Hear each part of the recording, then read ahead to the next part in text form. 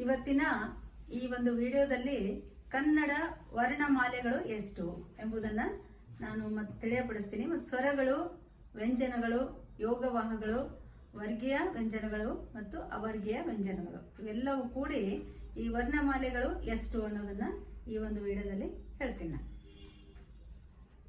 ಇಲ್ಲಿ ಸ್ವರಗಳು ಒಟ್ಟು 14. ಅ, ಆ, ಇ, ಉ, ಊ, ರು, ರು, ಎ, ಐ, ಓ, ಔ ಇವು ಸ್ವರಗಳು. ನೆಕ್ಸ್ಟ್ ಯೋಗವಾಹಗಳು 2. ಯಾವಂದ್ರೆ ಅಂ, ಅಹ. ಇಲ್ಲಿ ಅಂ ಅನ್ನೋಂಥದ್ದು ಅನುಸ್ವಾರ, ಅಹ ಅನ್ನೋಂಥದ್ದು ವಿಸರ್ಗ. ಇನ್ನು ವರ್ಗೀಯ ವ್ಯಂಜನಗಳು 25. ಯಾವ್ಯಾವು ಅಂದ್ರೆ ಕ, ಖ, ಗ, ಘ, ङ, ಚ, ಛ, ಜ, ಝ, ಯ, ಟ, ಟ, ಡ, ಢ, ಣ, ತ, ಥ, ದ, ಧ, ನ, ಪ, ಫ, ಬ, ಭ, ಮ ಇವು ವರ್ಗೀಯ ವ್ಯಂಜನಗಳು. ಅವರ್ಗೀಯ ವ್ಯಂಜನಗಳು 9. ಯ, ರ, ಲ, ವ, ಶ, ಶ, ಸ, ಹ, ಳ ಇವು 9 ಅವರ್ಗೀಯ ವ್ಯಂಜನಗಳು. ಒಟ್ಟು 50 ಅಕ್ಷರಗಳಲ್ಲಿ ಸ್ವರಗಳು 14, ಯೋಗವಾಹಗಳು 2, ವರ್ಗೀಯ ವ್ಯಂಜನಗಳು 25, ಅವರ್ಗೀಯ ವ್ಯಂಜನಗಳು 9. ಒಟ್ಟು 50 ಅಕ್ಷರಗಳು. ಆದರೆ ನಾವು ಓದುವಾಗ ಅಕ್ಷರಗಳನ್ನು ಬಳಸುವಾಗ 52 ಅಕ್ಷರಗಳನ್ನು ಆಗಾಗ ಕನ್ನಡದಲ್ಲಿ ಬಳಸುತ್ತಿರುತ್ತೇವೆ. ಅದರಲ್ಲಿ ಇನ್ನೆರಡು ಅಕ್ಷರಗಳು, ಒಂದು ಕ್ಷ ಮತ್ತು ಇನ್ನೊಂದು ಜ್ಞ ಇವು ಸಹ ನಾವು ಆಗಾಗ ಕನ್ನಡದಲ್ಲಿ ಬಳಸ್ತಿರ್ತೀವಿ. ಇಷ್ಟು ಏನಂತ ಕನ್ನಡದಲ್ಲಿ ಬರುವಂತಹ ವರ್ಣಮಾಲೆಗಳು. ಹ್ರಸ್ವ ಸ್ವರಗಳು 6. ಅ, ಇ, ಉ, ರು, ಎ, ಓ. ದೀರ್ಘ ಸ್ವರಗಳು 8. ಆ, ಇ, ಉ, ರು, ಎ, ಐ, ಓ, ಔ. ಇನ್ನು ಪ್ಲುತ ಸ್ವರ ಇವು 3 ಮಾತ್ರೆಗಳಲ್ಲಿ ಉಚ್ಚರಿಸಲ್ಪಡುವಂಥವು. ಉದಾಹರಣೆ ದೇವರೇ, ಅಕ್ಕ, ಗುರುಗಳೇ. ಹೀಗೆ ಈ ರೀತಿ ನಾವು ದೀರ್ಘವಾಗಿ ಎಳೆದುಕೊಂಡು ಬಳಸುವಂತಹ ಪದಗಳು. ಇವು ದೀರ್ಘ ಸ್ವರಗಳು 2 ಮಾತ್ರೆಯಲ್ಲಿ ಉಚ್ಚರಿಸಲ್ಪಡುವಂಥವು. ಹ್ರಸ್ವ ಸ್ವರ ಅಂದರೆ 1 ಮಾತ್ರೆಯಲ್ಲಿ ಉಚ್ಚರಿಸಲ್ಪಡುವಂಥವು. ಒಟ್ಟು ಈ ಸ್ವರಗಳಲ್ಲಿ 3 ವಿಧಗಳು. ಕೇಶಿರಾಜನು ಶಬ್ದಮಣಿ ದರ್ಪಣದಲ್ಲಿ ಸ್ವರಗಳ ಕುರಿತು ಹೇಳಿರುವ ಒಂದು ಸೂತ್ರ.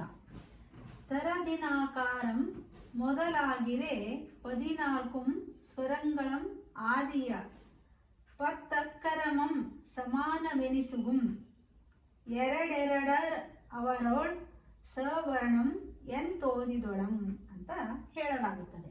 ಅಂದರೆ ತರದಿನ ಅಕಾರಂ ಕ್ರಮವಾಗಿ ಅಕಾರದಿಂದ ಮೊದಲಾಗಿದೆ 14 ಸ್ವರಗಳಂ ಆದಿಯ ಅವು ಮೊದಲನೆಯ 10 ಸ್ವರಗಳು. ಮೊದಲನೆಯ ಪತ್ತಕ್ಕರಮಂ ಸಮಾನ ಎನಿಸುಗುಂ ಸಮಾನ ಎನಿಸುತ್ತವೆ. ಆಮೇಲೆ ಎರಡೆರಡರೋಳ್ ಅವರೋಳ್ ಸವರ್ಣಂ ಎಂತೋದಿದೊಳಂ ಅ, ಆ, ಇ, ಉ, ರು, ರು. ಕೇಶಿರಾಜನ ಪ್ರಕಾರ ರು ಅಂತೂ ಬರ್ತದ. ಆಮೇಲೆ ಎ, ಐ, ಓ, ಔ. ಅಲ್ಲಿ ಓ ಮತ್ತು ಎ, ಓ ಇವೆರಡು ಅವನ ಒಂದು ವರ್ಣಮಾಲೆಯಲ್ಲಿ ತೆಗೆದಿದ್ದಾನೆ. ಆಮೇಲೆ ಇಲ್ಲಿ ಅನುಲೋಮ ವಿಲೋಮ ಅಂತ ಹೇಳಲಾಗುತ್ತದೆ. ಅನುಲೋಮಕ್ಕೆ ಅ, ಆ, ವಿಲೋಮಕ್ಕೆ ಆ, ಅ ಅಂತ ಹೇಳಿ. ಇನ್ನು ಯುಗಾಕ್ಷರಗಳು ಅಂದರೆ ಜೋಡಿ ಅಕ್ಷರಗಳು ಅ, ಆ, ಇ, ಉ, ಎ, ಓ, ಇವು ಜೋಡಿ ಅಕ್ಷರಗಳು.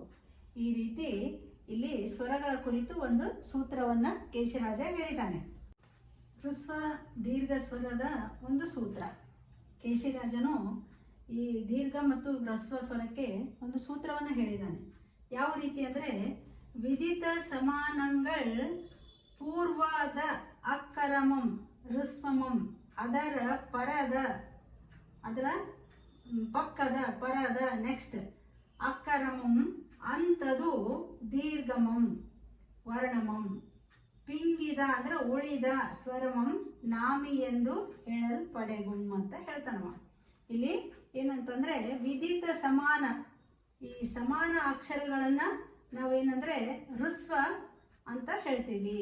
ಅದನ್ನೇ ಯಾವ ರೀತಿ ಅ, ಇ, ಉ, ರು, ಎ, ಓ ಇವು ಹೃಸ್ವ ಸ್ವರಗಳು.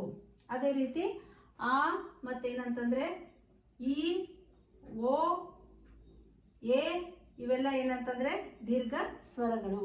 ಅವುಗಳನ್ನ ಅದೇ ಏನಂತಂದ್ರೆ ಉಳಿದ ಅಕ್ಷರಗಳು ನಾಮಿಗಳಂತ ಹೇಳ್ತಾನ. ಇಲ್ಲಿ ನಾಮಿಗಳೆಂದರೆ ಅ ಒಂದು ಬಿಟ್ಟು, ಅ ಅನ್ನುವಂಥದ್ದು ಸಹಜವಾಗಿ ಬರುವಂಥದ್ದು.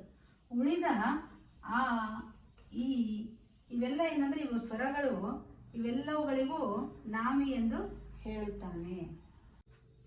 ಹೃಸ್ವ ದೀರ್ಘ ಪ್ಲುತ ಸಂಧ್ಯಾಕ್ಷರಗಳ ಒಂದು ಸೂತ್ರ. ಕೇಶಿರಾಜ ಈ ಯಾವ ರೀತಿ ಹೇಳಿಕ್ ಹೋಗ್ತಾ ಇದ್ದಾನಂದ್ರೆ, ಕ್ರಮದೇ ಗುರು ದೀರ್ಘಂ ಏಕಾರ ಮುಖ್ಯಂ ಸಂಧ್ಯಾಕ್ಷರಂಗಳಂ ನಿಜದಿಂ ಹೃಸ್ವಂ ಏಕಮಾತ್ರಕಂ ದೀರ್ಘಮಂ ಉಭಯ ಮಾತ್ರಂ ತ್ರಿಮಾತ್ರಕಂ ಪ್ಲುತಂ ಅಕ್ಕುಂ ಅಂತ ಹೇಳ್ತಾನೆ. ಅಂದ್ರೆ ಇಲ್ಲಿ ಕ್ರಮದೇ ಅಂತಂದ್ರೆ ಕ್ರಮವಾಗಿ ಏಕಾರ, ಐಕಾರ, ಓಕಾರ, ಔಕಾರಗಳು ಇವು ಸಹಜವಾಗಿ ಸಂಧ್ಯಾಕ್ಷರಗಳು ಅಂತ ಹೇಳ್ತಾನೆ. ಹೃಸ್ವಂ ಏಕಮಾತ್ರಕಂ ದೀರ್ಘಮಂ ಉಭಯ ಮಾತ್ರಕಂ ತ್ರಿಮಾತ್ರಕಂ ಪ್ಲುತಮಂ ಅಕ್ಕುಂ ಅಂತ ಹೇಳ್ತಾನೆ ಕೇಶರಾಜ. ಇಲ್ಲಿ ಸಂಧ್ಯಾಕ್ಷರಗಳು ಅಂದ್ರೆ ಎ, ಐ, ಓ, ಔ.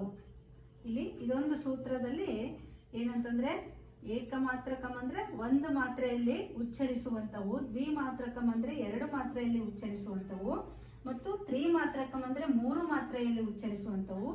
ಅವುಗಳ ಜೊತೆಗೆ ಸಂಧ್ಯಾಕ್ಷರಗಳು ಅಂದ್ರೆ ಯಾವುವು ಅನ್ನೋದನ್ನ ಬಹಳ ಸರಳವಾಗಿ ಒಂದು ಸೂತ್ರದಲ್ಲಿ ಏನಂತಂದ್ರೆ ತಿಳಿಸಲಾಗುತ್ತದೆ. 14 ಸ್ವರಗಳಲ್ಲಿ 2 ಯೋಗವಾಹಗಳು, ಅಂ ಅನುಸ್ವಾರ, ಅಹ ವಿಸರ್ಗ. ಇದಕ್ಕೆ ಕೇಶಿರಾಜ ಒಂದು ಸೂತ್ರ ಹೇಳ್ತಾನೆ. ಯಾವ ರೀತಿ ಅಂದ್ರೆ ಬಿಂದುವಂ ಅನುಸ್ವಾರಂ ತಾನೆಂದಕ್ಕುಂ ಸೊನ್ನೆ ಮುತ್ತ ಓಲ್ ವೃತ್ತತೆಯಿಂದ ಸಂದಿರ್ಪುದಂ ಅಂತಡಕಿಲ್ವಂದಿರೆ ಮಣಿಗೊಪ್ಪು ಓಲ್ ವಿಸರ್ಗಮಂ ಎನಿಕ್ಕುಂ ಅಂತ ಹೇಳ್ತಾನೆ. ಬಿಂದುವಂ ಅನುಸ್ವಾರ ಅದು ಸೊನ್ನೆಯಂತೆ ವೃತ್ತಾಕಾರದಿಂದ ಮುತ್ತಿನಂತೆ ಕಾಣಿಸುತ್ತದೆ. ಸಂದಿರ್ಪುದಂ ಅಂತ ಅಡಕಿಲ್ವಂದಿರೆ, ವಿಸರ್ಗ ಅನ್ನುವಂಥದ್ದು ಒಂದು ಅಡಿಕಿಲದಂತೆ, ಒಂದರ ಮೇಲೆ ಒಂದು ಗಡಿಗೆ ಇಟ್ಟರೆ ಹೇಗೆ ಕಾಣಿಸುತ್ತದೋ ಆ ರೀತಿ ಅದಕ್ಕೆ ಅಡಿಕಿಲ ಅಂತ ಹೇಳ್ತಾನೆ ಇಲ್ಲಿ ಶಬ್ದಮಣಿ ದರ್ಪಣದಲ್ಲಿ. ಮಣಿಗೊಪ್ಪುವಲ್ ಮಣಿಯಂತೆ ಕಾಣಿಸುತ್ತದೆ, ಇದಕ್ಕೆ ವಿಸರ್ಗ ಎಂದು ಹೇಳಲಾಗುತ್ತದೆ. ವಿಸರ್ಗಮಂ ಎನಿಕ್ಕುಂ ಅಂತ ಹೇಳ್ತಾನೆ. ಈ ರೀತಿ ಕೇಶಿರಾಜ ಯೋಗವಾಹಗಳ ಕುರಿತು, ಈ ಬಿಂದುವಿನ ಕುರಿತು ಮತ್ತು ವಿಸರ್ಗದ ಕುರಿತು ಬಹಳ ಒಳ್ಳೆಯ ರೀತಿಯಲ್ಲಿ ಸರಳವಾಗಿ ಒಂದು ಸೂತ್ರದಲ್ಲಿ ಹೇಳ್ತಾನೆ.